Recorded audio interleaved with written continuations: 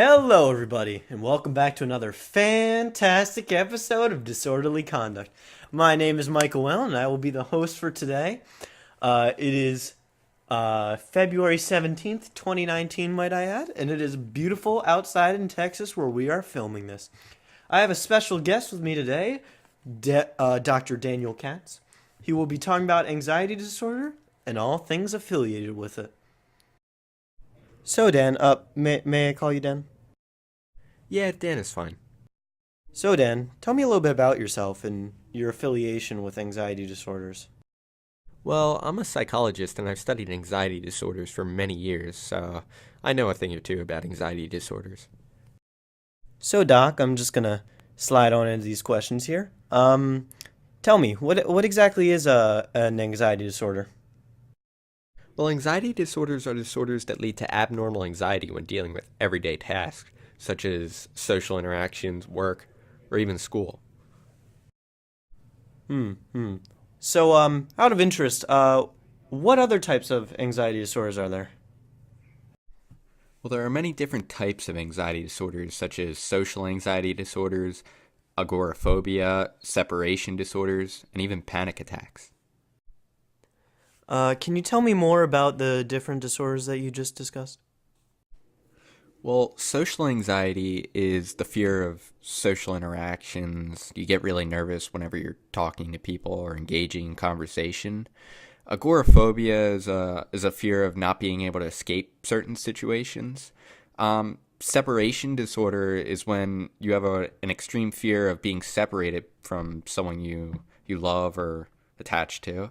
And panic attacks are just you panicking over any normal thing that a person wouldn't panic over.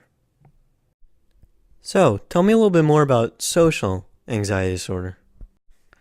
There are many different examples of social anxiety, such as public speaking, participating in class, doing presentations, eating in front of people, and inviting people to your house, returning something, dating. There are many examples of social anxiety, and it causes a lot of people nervousness and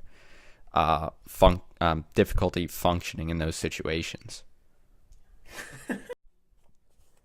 So, Dan, why don't you go ahead and tell me about agoraphobia and the different things associated with that, and maybe even some examples.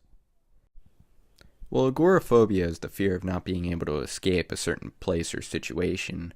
Some examples of this are being on a public transport, being in an enclosed space like an elevator, or a crowd, highly populated crowd, or any other space that you have a fear of, that you might not be able to escape from. So, you told me about agoraphobia as well as social anxiety disorders, but could you possibly give me some examples of separation disorders and panic attacks? Well, separation anxiety disorder is about people leaving you who you're attached to, and it could lead to stomach aches, dizziness, rapid heartbeat, headaches, and shortness of breath. And panic disorders, that could be triggered by basically anything like objects or certain situations, and that could lead to rapid heart rate, sweating, shaking, also shortness of breath, a feeling of being choked, chest pain, chills, upset stomach, dizziness, and fear of going crazy or fear of dying. Thanks again for joining us on the podcast, Dan. We appreciate the information that you shared with us. I would like to now introduce our next guest, Joey Leska, and I'll let him take it from here. Anxiety disorders can be treated in a whole host of different ways, including serotonin reuptake inhibitors and antidepressants for a medical solution, as well as holistic solutions such as putting yourself in a safe, non-stressful environment. So, Joey, could you tell me about some specific medications that you can use to treat these illnesses? Joey? Joey? Sorry, one second. I think the caller was disconnected.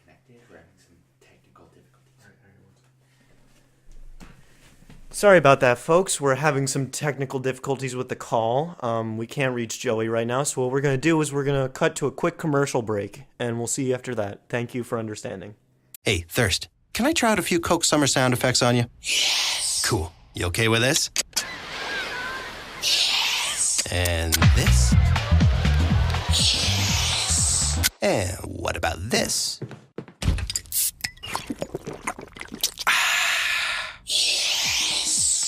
Gotcha there, Thirst. That wasn't sound effects. That was a Coke. I'm no longer thirsty. You're so out of here. Coca-Cola. Open happiness. Welcome back, everybody. Unfortunately, due to technical errors, Joey could not come back on the podcast. So instead, we brought back Dr. Daniel Katz. Welcome back, Dan. It's good to be back. What's your next question? So, Dan, thank you for coming out of your way to be here again.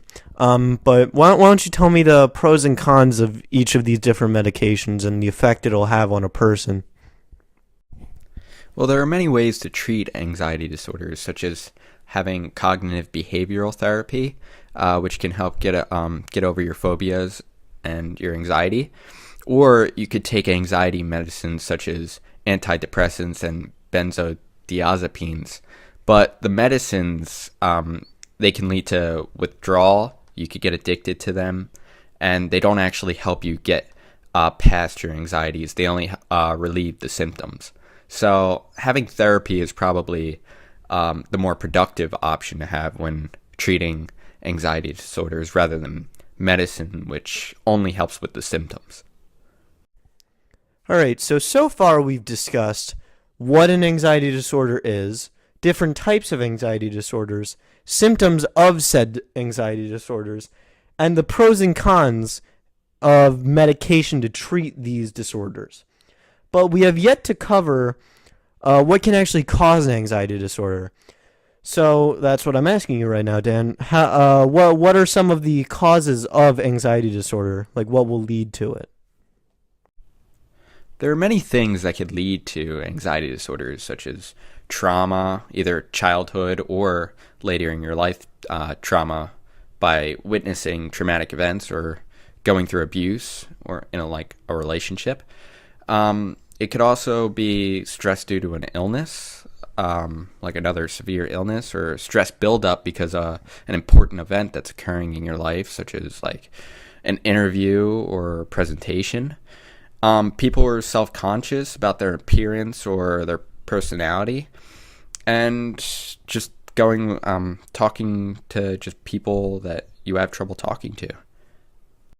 So now that we've talked about what can lead to anxiety disorder, how about we talk about what anxiety disorder can lead to?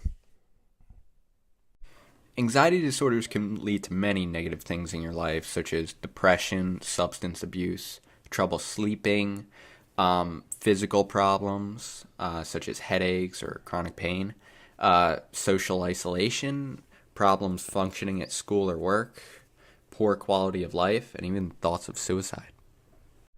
So, for our final topic, I just wanted to ask you, how can the good people at home prevent getting an anxiety disorder of their own? There's no real way to absolutely prevent getting an anxiety disorder, but there are good ways to help ensure that you don't develop a severe case of anxieties by getting help early when the moment you feel like you're having abnormal anxiety, staying active by participating in activities, and to definitely avoid alcohol and drug use, which can worsen your anxiety. I would like to thank you one final time, Dan, for coming on this podcast and sharing all your insight with us. Thanks for having me. It was a real pleasure. And I would like to send a special thanks to all of our viewers at home. Thanks for tuning in, and have a great day.